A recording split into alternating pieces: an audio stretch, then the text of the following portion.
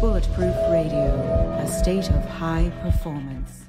From that point of view, I mean, the first time you came on the show was hundreds of episodes ago, but you talked about using meditation for better sex and better sleep. And then you came on using meditation for performance. And how do you handle that? You talk about, the power of sex for adults and meditation. And at the same time, you're talking about kids. Like what's the connection there?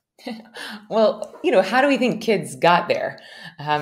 Kids got there through sex. And one of the things I love that you just shared, that like sex is adult playtime.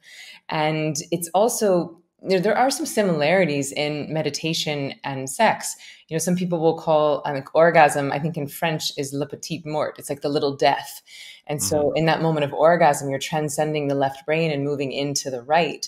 So you're moving beyond your individuality and starting to connect with totality. So that happens for fleeting moments, or hopefully not so fleeting, depending on what type of sex you're doing in the tantric practices. But that is very much a connection to the divine. And I think meditation can be the same. In meditation, depending on what style you're doing, you can transcend the left brain and access the right. It's like you move beyond the piece of you that dies with this body, and you start to connect to the piece of you that's connected to everyone and everything, that even transcends time. And so there are some similarities in the practices themselves. And again, none of this you would necessarily share with a child, but I do think it's important for adults to understand that, meditation and sex might seem so different, and one might seem sacred, and one might seem like that we have this sort of societal shame or guilt around it.